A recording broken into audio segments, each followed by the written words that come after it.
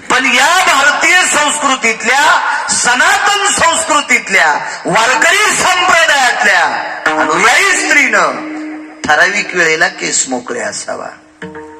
नवरात्रीत आपण जगदंबा उत्सव साजरा करतो, तर नवरात्रीमध्ये काही लोक त्या जगदंबेला, त्या प्रतिमेला मोकळे केस सोडते. चुकीची प्रणाली आहे.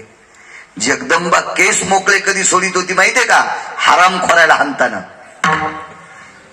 युद्ध करत असताना जगदंबेचे केस मोकळे असावा. एरवी जगदंबेचे केस कधीच मोकळे नसावे. वज्रेश्वरी, कामेश्वरी, प्राणेश्वरी, विमला, कमला, दुर्गा, नाव आहे. कधी नाही मोकळे ठेवले केस, फक्त युद्ध करताना. या भारतीय संस्कृतीतल्या पवित्र स्त्रीचे केस 4 दिवस मोकळे असावा. रजस्वाला असताना कुंकाच्या करंड्याला हात लावायचा नाही. आरसा एखाद्या अडचणीत असतो तिथं शिवायचं नाही म्हणून मोकळे असावा. अजून 4 प्रसंगातला एक प्रसंग सांगतो. आपल्याकडे संस्कृतीमध्ये भावकीतला माणूस जर गेला तर 10व्या दिवशी सुतक फेडायला एका विशिष्ट प्रकारच्या नदीवर किंवा गंगेवर जात असतात. आणि तिथं सुतक फेडत त्या दिवशी घरापर्यंत येईस तर केस मोकळे असले तरी चालते. एरवी केस मोकळे ठेवायचे नाही. अजून 2 ठिकाणी मोकळे ठेवते, पण त्याला पुराणात आधार नाही. अंगात आल्यावर पण त्याला पुराणाचा आधार नाही, शास्त्राचा आधार नाही, वेदाचा आधार नाही, ऋषीमुनींचा आधार नाही. तिथे केस मोकळे सोडतात. का सोडत असताल? देव जाणे बाबा. पण स्त्रीने केस मोकळे सोडू नये.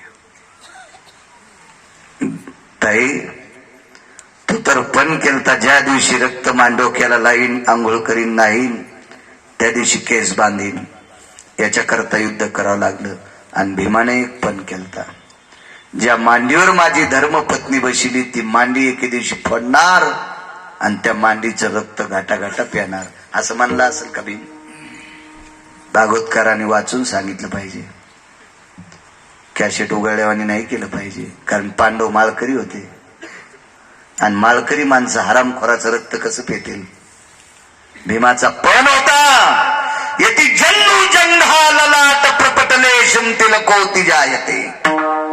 ज्या मांडीवर एक पवित्र स्त्री नालायकानं पापात्मक वासनेनं बसवली, ही मांडी एके दिवशी फोडणार आणि त्या मांडीतून निघालेल्या रक्ताचा तिलक लावणार, समुद्र स्नान करणार आणि तिथून पुढे गंध लावायला सुरुवात. भीमा, अविरत जर तुम्ही पांढऱ्या कपाळाचे राहिले असता याची लाज मला होती. माझी बहीण केस मोकळे सोडलेली असती याची लाज मला होती. याच्याकरता युद्ध केलंय. दादा, या 2 गोष्टीची लाज सांभाळण्यासाठी युद्ध केलं. आणि आता खुर्ची बसायला कोणी गेला ना आमचा दिवाळी जळून. तुम्हाला एक सांगू का? वाऱ्यामध्ये बुड झाडाचं मोडलेलं कितीतरी उत्तम, पण वाऱ्यामध्ये झाडाच्या सगळ्यात जर फांद्या उडून गेल्या आणि चर्मन बुड जर शिल्लक राहिलं तर बुडाला दुःख असते. बुड या शब्दाचा अर्थ बाप आणि फांद्या या शब्दाचा अर्थ लेकर. लेकर गेल्यावर बापाला आनंद असतो का? बुडाला किडा लागला सगळे जातील, पण फांद्याला किडा लागल्यावर, फांद्या गेल्यावर बुड निस्तर राहिल्यावर काय कामाचं? देवा, काय करायची रे आम्हाला गादी? ताई, काळजी करू नकोस. 4.5 महिन्याचा गर्भ तुझ्या एका सुनबाईच्या पोटात आहे. तिचं नाव आहे उत्तरा. तिचा झालेला मुलगा या गादीवर बसेल. गुप्तचर बाजूलाच होता. लगेच दुर्योधनाच्या कानात फोन. राजकुमार, अश्वत्थाम्याने 5 मारली. अश्वत्थामा किती नालाय मी म्हणत नाही, देहूतले मालक म्हणतात. तुका म्हणे अंगी राखिली दुर्गंधी, तुका म्हणे अंगी राखिली दुर्गंधी, अश्वत्थामावरती पांडव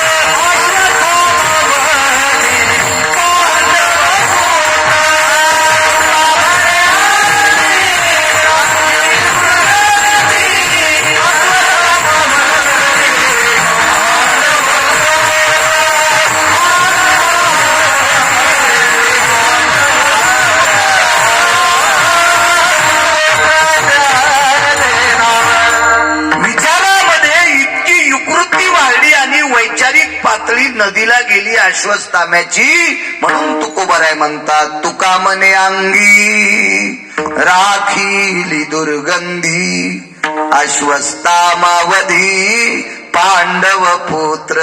देवते मालक सांगतात. आणि या अश्वत्थाम्याच्या कानावर दुर्योधनानं सांगितलं, मित्रा, भीष्माचार्यांच्या युद्ध हस्त कौशल्यात मृत्यू पावला, तो 5 मारलेस, 1 जिवंत आहे. आणि ह्या नालायक अश्वत्थाम्याने उत्तरेच्या अंगावर ब्रह्मास्त्र टाकलं. उत्तरेच्या अंगावर धक धक धक धक धक धक करी अकेसर शिवडी सांगते. ब्रह्मास्त्र, हजारो सूर्याचा गोळ अंगावर यावा असा तो गोळ येत होता. उत्तरा किती हुशार होती माहितीये? उत्तरा ही अर्जुनाची सून आहे. महाभारतातल्या 4 मानवी सिंहाची एकापैकी एका सिंहाची पत्नी आहे, अभिमन्यूची पत्नी आहे. या बाईचे मामस सासरे पंढरपुरातले मालक होते. उत्तरा किती श्रीमंत आहे सांगू? तिच्या मालकाचे सख्खे मामा पंढरपुरातला जगाचा बाप आहे. पंढरपुरातल्या मालकाची बाची सून आहे ती. पंढरपुरातले मालक तिचे मामे सासरे आहेत. काय वैभवशाली बाई असेल ती. आणि तिची सख्खी सासू पंढरपुरातल्या मालकाची सख्खी बहीण आहे. त्याच्या पुढचं पहा ना, पुढचं. उत्तराई सकाळचा नित्यनेम आटपल्याच्या नंतर सासूचं जेवढं काम असेल तेवढं काम करायची सुभद्रेचं. आणि काम आटपल्या विचारायचे, आत्याबाई काही काम? तीन सांगायचं, आता 2-4 घंटे काहीच काम नाही. तितक्या टायमात द्रौपदीकडे जात होती. द्रौपदी ही सावत्र सासू. पण उत्तरा ही जास्तीत जास्त संपर्कात द्रौपदीच्या होती. आणि द्रौपदीच्या सानिध्यात जितक्या वेळ उत्तरा आली तितक्या वेळ द्रौपदीनं काम नाही करून घेतलं, तिला भजन शिकिलं, तिला परमार्थ शिकिला, तिला विटेवरच्या मालकाच्या वैभव सांगायची, त्याची पारे सांगायची. एक दिवस असा आला, द्रौपदीनं सांगितलं, उत्तरा एक बोलू का तुला? तुला जेवढं मला सांगता येते तेवढं सांगितलं ग, पण एक शेवटचं सांगते. आणीबाणीच्या प्रसंगी, हल्लीचा शब्द वापरायलो आत्ताचा, आणीबाणीच्या प्रसंगी मागचा शब्द सांगतो, संकटाच्या प्रसंगी जर तुला आठवण करायची असेल तर फक्त पंढरपुरातल्याची कर. तुम्हाला हाक मारू नकोस, सासऱ्याला हाक मारू नकोस, सासूला हाक मारू नकोस, पतीला हाक मारू नकोस. आणीबाणीच्या प्रसंगी जर तुला गरज पडली तर द्वारकेतल्याला हाक मार. तो कृपाळू आहे, तो दयाळू आहे. तो प्रसंग आलाय, हाक मारली. जवळ आलं तर ब्रह्मास्त्र. इतक्या आवेशात हाक मारली, देवा दोन्ही ओठ फाकल्या गेली. आणि पंढरपुरातल्या मालकाने अंगुष्ट प्रायायिति तनु जायते धारम सुदर्शेने स्वगर्भेषु यच्चक्राति भया.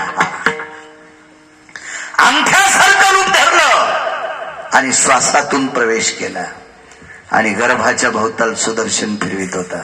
मालकाचा गोडसा पुरावा आहे त्याच्यासाठी सुद्धा असं सुदर्शन फिरवित होता.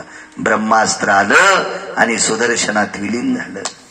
राजो कृतात्रेता युगात ब्रह्मास्त्र सोडलं होतं, ती ब्रह्मवरदान युक्त शक्ती सोडली होती. ही शक्ती धरण्यासाठी मारुतीराय परेशान होते. विश्वातला 1 नंबरचा संन्याशी बेजार आहे. मारुतीरायाची फार सुंदर मूर्ती आहे. चर्मन मंदिर तुम्ही गावकरी मंडळी इतकं सुंदर करता. 1 कोटी 1 लाखाचं मंदिर बांधकामासाठी एका फार काळ्या पाषाणाचं, या पाषाणाला हजारो वर्ष आयुष्य असते. रयतेचे राजा छत्रपती शिवाजी महाराजांनी गड किल्ल्याला जो दगड वापरला, छत्रपतींच्या बुजुर्गांनी पूर्वजांनी जो दगड वापरला, तोच काळा पाषाण या पवित्र मारुतीरायाच्या मंदिराला तुम्ही वापरता. याला लाखो वर्ष आयुष्य असतं या दगडाला. याला कोणी काही करू शकत नाही. अशा भव्य दिव्य सुंदर अशा नूतन वास्तूमध्ये आता बऱ्यापैकी पेटी काम, याला तिथपर्यंत गेलं म्हणजे पेटी काम झालं असं म्हणतात मंदिरावाले. आणि फार सुंदर असं मंदिर तुम्ही करता मारुती राहायचं.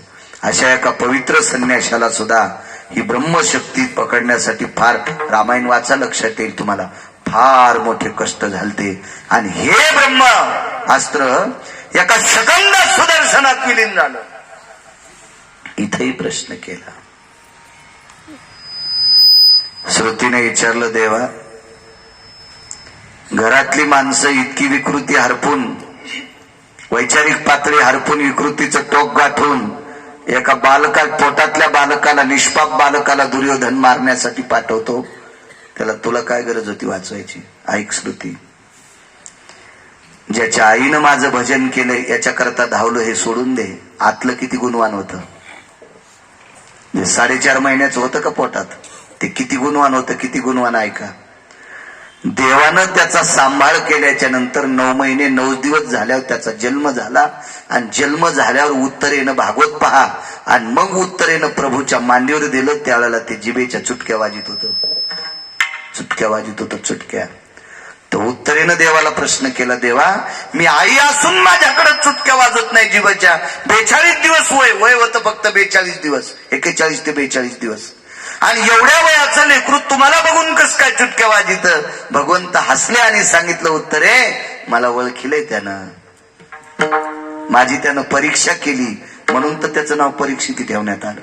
गर्भाम दर्शयामी रक्षंती भया स्थितो बाह्या परीक्षा स्थितवंते इति नाम परीक्षिती. मला सांभाळणारा हाच जगाचा बाप आहे, त्याची बाहेर आल्यावर परीक्षा केली, म्हणून त्याचं नाव ठेवलं राजाधिराज परीक्षिती महाराज. श्रुतीला सांगितलं, श्रुती याच्या आईनं माझ्यावर किती प्रेम केलंय, माझं किती भजन केलंय, तिचा जीव सांभाळण्याकरता धावलोय, इतकं सोडून दे.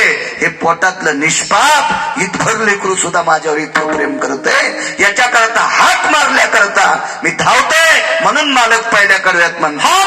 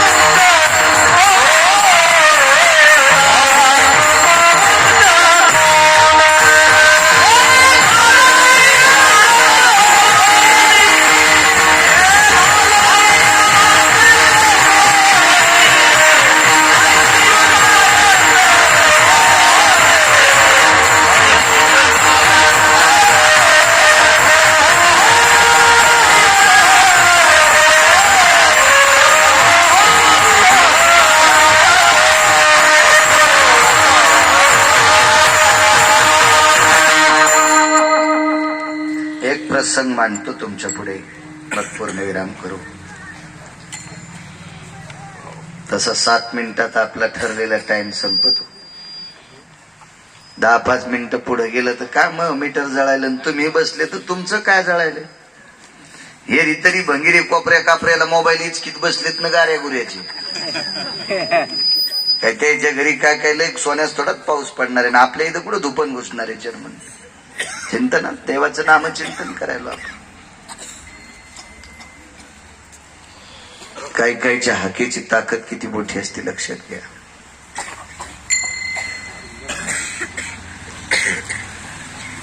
गांधारी चिखलाच्या हत्तीवर बसून आल्या. गांधारीला साधं म्हणायचं नाही बरं. गांधारी फार अधिकारी स्त्रियांच्या यादीत गांधारी सामान्य का गांधारी. गांधारीनं चेअरमन शाप दिल्यावर पंढरपुरातले सगळे पंढरपुरातल्या मालकाचे पोरं मेले. एकच वाचलं फक्त, एकच. त्याचं नाव होतं वज्र. बाकी चट मेले. 56 कोटी यादव मेले. देवाची पुढं मरते तिच्या शब्दात. तिचा शब्द साधा असेल का? ती काय दुसऱ्याच्या गोठ्यातलं शेण चोरणारी होती का? दुसऱ्याच्या तुरीच्या शेंगावर पिणारी होती? कोण होती गांधारी? विश्व जगात मालक पाहत नाहीत, दिसत नाहीत, याच्याकरता जग पाहिलं नाही. सामान्य होती का गांधारी? पंढरपुरातल्या मालकांनी तिचे पोरं मारण्यासाठी दुर्योधनाच्या कमरेला फुलाचा हार गुंडाळला. कोण भेटलो होतं रे वाटत? सुदामा नावाचा माळी होता. गांधारी म्हणली सुदामा नावाचा माळी नव्हता, द्वारकेतलं काळ होतं. त्यानं केला आगावपणा आणि शाप द्याला, मय काय मारतो, तो एकही वाचणार नाही. मैरेक नावाची दारू पिऊन मेले.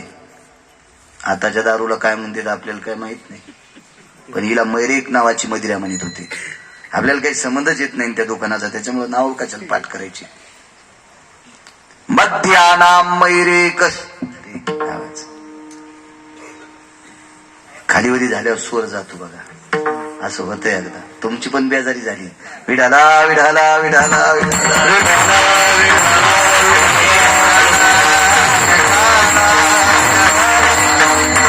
तुमच्यासारख्याची बेजारी तर आम्हाला तर काहीच अक्कल नाही स्वराची. नाही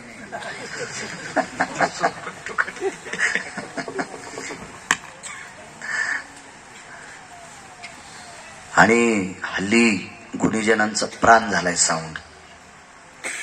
शाहीच्या पानाला आवाज द्यायला की असं गोडवा, असं मस्त छानस वाटतं. चांगले वस्तू वगैरे सगळ्या ओरिजिनल आहेत त्यांच्याकडे सुद्धा चांगले.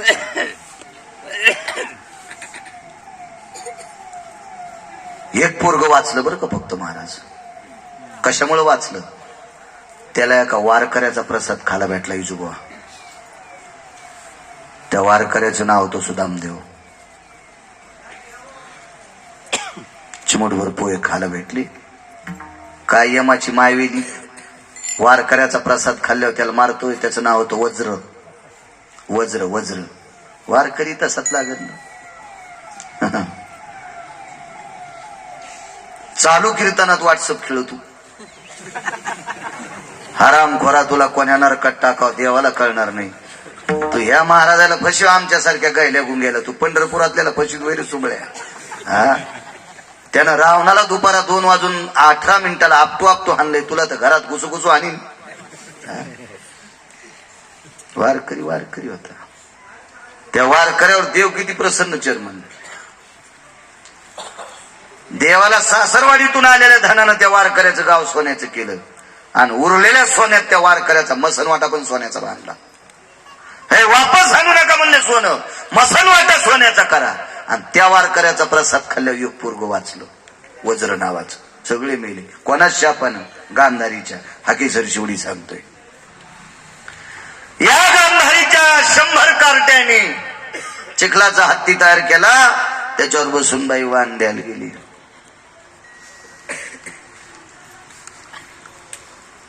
वाण दिलं कुंती आई साहेबाला. वा, कुंती आई साहेबाला ज्या वेळेला वाण दिलं, कुंतीला आनंद वाटत होता वाण देताना, पण मालकाचं शरीर कमरेपासून खाली गार पडलंय. पितामह भीष्माचार्याला आमंत्रित केलं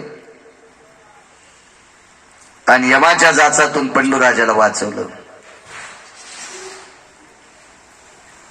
त्याच्यावर बऱ्याच काळ पंडूराजाला आयुष्य प्राप्त झालं. पण संक्रांत पुढची आली. पोरा अधिकारी होते, फार पोरा अधिकारी, 5च पण अधिकारी. 10-12 दिवसानं 5-7 दिवसानं संक्रांत आली आणि संक्रांत जवळ आल्याच्या नंतर धर्माला विचारलं, आई उद्वेग काय? काही नाही बाळा, मला लक्ष नाही रे. मी 1-2 महिन्यापूर्वी सांगायला पाहिजे होतं, हत्ती करून आता वाळायला पाहिजे होता. हत्तीवर बसून वहिनी साहेबाला, मोठ्या ताई साहेबाला, वहिनी साहेब चुकून बोललो, मोठ्या ताई साहेबाला वाण द्यायचे. तुम्हाला खरा एक मुद्दा माहितीये का? खर तर पंडूराजा मोठे येत. धृतराष्ट्र वयानं लहान आहे. आंधळा राजा नसतोय. पण का झालाय? यांना का नाही? विदुर दासीपुत्र होते याच्याकरता नाही. हा भाग सोडून द्या, जरा चांगलं वाचा. महाभारत वाचणं अत्यंत गरजेचं आहे बरं. कारण या इंटरनेट जगामध्ये पावला पावलाला रावणाची संख्या आहे, म्हणून महाभारत पाठ असावा. त्रेतायुगात एकच रावण होता, म्हणून रामायण पाठ असणं गरजेचं आहे. आता रावणांची संख्या